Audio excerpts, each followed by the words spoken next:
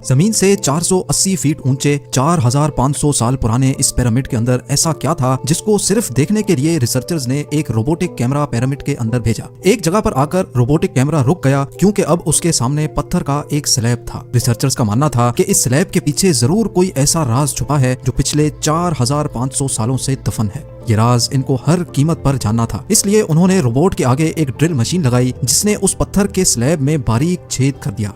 अब इस छेद के अंदर एक कैमरा भेजा गया जिसने स्लैब के उस पार एक ऐसा मंजर देखा जो पिछले 4500 सालों से किसी ने भी नहीं देखा था। जेम टीवी की वीडियोस में एक बार फिर से खुशामदीद। नाजरीन, मिस्र यानी इजिप्ट में टोटल 138 ऊंचे तरीन पिरामिड्स मौजूद हैं जिन्होंने पिछले हजारों सालों से दर्जनों अर्थक्वेक्स और कई खतरनाक तूफान का सामना किया, लेकिन मजाल है इनमें से कोई एक भी इधर से उधर हुआ हो। इनमें से सबसे ऊंचा और बड़ा pyramid the great pyramid of Giza कहलाता है और इस पिरामिड की बेस का एरिया 13 एकर्स है। यानी इस पिरामिड के अंदर हैरत अंगेज तौर पे एक दो नहीं बल्कि पूरी 9 फुटबॉल फील्ड्स आराम से फिट आ सकती हैं। एक एस्टिमेट के हिसाब से इस पिरामिड में टोटल 23 लाख बड़े बड़े पत्थरों का इस्तेमाल हुआ, जिनमें से कई पत्थरों का वजन 50 टन भी था। अगर इसके टोटल वजन का अंदाजा लगाया जाए तो इस पिरामिड का वजन 60 लाख टन है, जो 12 बुर्ज खलीफा के वजन के बराबर बनता है। लेकिन इतने ऊंचे और आलीशान पिरामिड्स बनाने का आखिर मकसद क्या था? हजारों साल पहले जब इंसान के पास कोई टूल्स भी मौजूद नहीं थे, तब इन पिरामिड्स की दीवारों को कैसे इंच बाय इंच लेवल किया गया?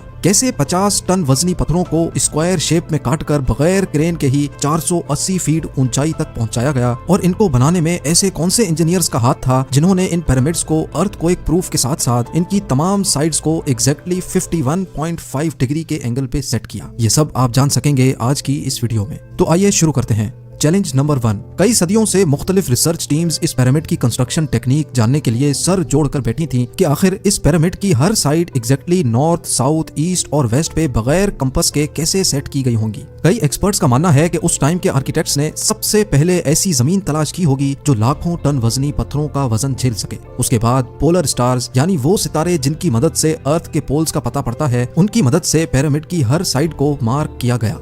ना कोई कंपास और ना ही कोई ऑप्टिकल इंस्ट्रूमेंट, सिर्फ इस बेसिक टेक्निक से हजारों साल पहले इस पिरामिड की डायरेक्शन सेट की गई और वो भी 0 एरर्स के साथ। Challenge number 2। अगला चैलेंज था जमीन को लेवल करने का। जिस 13 एकड़ की जमीन पर इस पिरामिड को बनना था, उसका लेवल थोड़ा सा भी आउट होता तो 23 लाख पत्थरों के इस पहाड़ का खड़ा होना बिल्कुल भी मुमकिन नहीं था। अब इस जमीन को लेवल करने के लिए उस टाइम के इंजीनियर्स के पास ना ही लेजर लेवलर था और ना ही बबल लेवल। एक्सपर्ट्स का मानना है कि कंस्ट्रक्शन साइट की चारों साइड्स पर खड्डा करके उसमें पानी डाला गया होगा और फिर एक साइड के पानी के लेवल से दूसरे साइड के पानी के लेवल को मैच किया गया होगा। जो जमीन का हिस्सा पानी के लेवल से मैच नहीं कर रहा होगा, उसको छेनी और हथौड़ों की मदद से काट कर लेवल किया गया होगा। कई एक्सपर्ट्स का मानना है कि एंशिएंट इजिप्शियंस ने इस सिंपल टूल का भी इस्तेमाल किया, जिसकी दोनों साइड्स पे लकड़ियां और उसके ठीक सेंटर पे एक रस्सी से पत्थर बंधा हुआ है। अगर पत्थर जमीन से टच हो गया और उसकी रस्सी ठीक सेंटर लाइन पे आ रही होगी तो इसका मतलब है कि बीच की जमीन परफेक्टली लेवल्ड है। Challenge number 3। अब पिरामिड कंस्ट्रक्शन साइट पे डायरेक्शंस भी सेट थी, मार्किंग्स भी हो चुकी थी और जमीन का लेवल भी सेट था। अब बारी थी कंस्ट्रक्शन स्टार्ट करने की, जिसके लिए लाखों टन वजनी और बड़े पत्थर रिक्वायर्ड थे। लेकिन ये पत्थर काटने के लिए ना ही उनके पास ग्राइंडर थे और ना ही जैक हैमर्स। लेकिन फिर भी उन्होंने 50 टन वजनी पत्थर काटे भी और उनको स्क्वायर या रेक्टेंगल शेप भी दिया। लेकिन आखिर किसकी मदद से? जी हाँ, यही वो सिर्फ एक टूल था जिसकी मदद से पत्थरों को काटा गया। एक्सपर्ट्स का मानना है कि पिरामिड की कंस्ट्रक्शन पे इस्तेमाल होने वाली छेनी सिर्फ कॉपर से ही नहीं बनी थी, क्योंकि उनको भी ये बात मालूम थी कि कॉपर नरम होता है और पत्थर नहीं काट सकता। इसलिए इसमें एक केमिकल आर्सेनिक भी शामिल किया गया था। कॉपर और आर्सेनिक से बनाई जाने वाली ये छेनी लकड़ियों के हथौड़ों से पत्थरों पर ठोकी जाती थी और कई घंटों की मेहनत के बाद बड़े बड़े पत्थर शेप में लाए जाते थे। Challenge number 4। अब चूंकि ये खास किस्म का पत्थर जिसको आज लाइम स्टोन कहा जाता है, उसकी कटाई पिरामिड कंस्ट्रक्शन साइट गीजा से 250 किलोमीटर दूर टोरा के शहर में हो रही थी। अब मसला था ये पत्थर गीजा तक ट्रांसपोर्ट करने का। हर एक पत्थर 50 टन यानी 50,000 केजी के बराबर था, जो तकरीबन 3 पैसेंजर बस के वजन के बराबर बनता है। और ऐसे 23 लाख पत्थर सिर्फ एक पिरामिड में इस्तेमाल होना थे। इतना ज्यादा वजन ट्रांसपोर्ट करने के लिए ना ही उस दौर में कोई जानवर काम आ सकता था और ना ही उनके पास ट्रक्स मौजूद थे। हत्ता कि अगर आजकल के जदीद दौर में भी ये काम करना पड़े तो ट्रांसपोर्ट कंपनीज को अच्छा खासा टफ टाइम आएगा। हैरत अंगेज तौर पे ये काम वर्कर्स और कश्तियों की मदद से किया गया। जी हाँ, टोरा और गीजा के दरमियान मौजूद रिवर का फायदा उठाया गया और बड़ी बड़ी कश्तियों में पत्थर लाद कर पिरामिड साइट पर पहुंचाए गए। एक्सपर्ट्स का मानना है कि ये काम इतना आसान नहीं था। शिप्स में इतने बड़े पत्थर की लोडिंग और अनलोडिंग में कम से कम भी 500 मजदूरों की आर्मी एक ही वक्त में लगाई गई होगी। Challenge number 5। जो एक्सपर्ट्स की टीम्स पिरामिड की कंस्ट्रक्शन पर रिसर्च कर रही थी, उनको अब अपने कई सवालों के जवाब मिल चुके थे, लेकिन एक बात उनको हर वक्त सता रही थी कि लाइमस्टोन कट भी गए, ट्रांसपोर्ट भी हो गए और कंस्ट्रक्शन के दौरान एक के ऊपर एक लगना भी शुरू हो गए। मसला ये था कि पत्थर इतनी ऊंचाई तक आखिर पहुंचाए कैसे गए होंगे। कई एक्सपर्ट्स का मानना है कि पिरामिड की कंस्ट्रक्शन से पहले ही ये प्लान कर लिया गया था।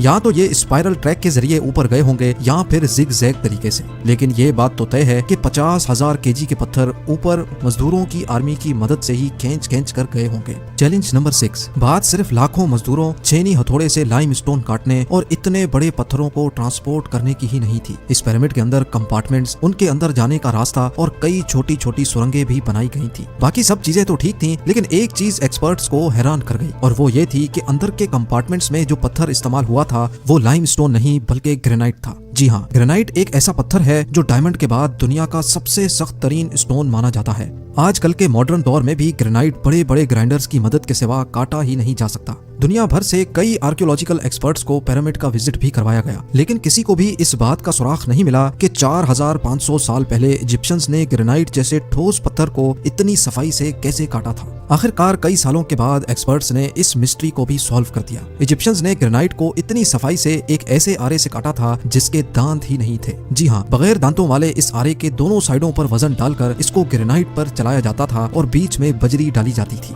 एक्सपर्ट्स का मानना है कि इस तरीके से इतने बड़े पत्थर को काटने में 4 महीनों का वक्त लग जाता था। आखिरकार पिरामिड्स बनाने का मकसद क्या था? इन पिरामिड्स को बनाने में कितने मजदूर एक ही वक्त में काम करते थे? और रोबोटिक कैमरा ने जब पिरामिड के अंदर पत्थर के स्लैब में सुराख किया तो उसके अंदर वो कौन सा मंजर देखा गया जो पिछले 4500 सालों से किसी ने भी नहीं देखा था? ये सब और इससे भी ज्यादा आप जान सकेंगे इस वीडियो के पार्ट 2 में। आप लोगों के प्यार भरे कमेंट्स और लाइक्स का बेहद शुक्रिया। मिलते हैं वीडियो के अगले शानदार पार्ट में।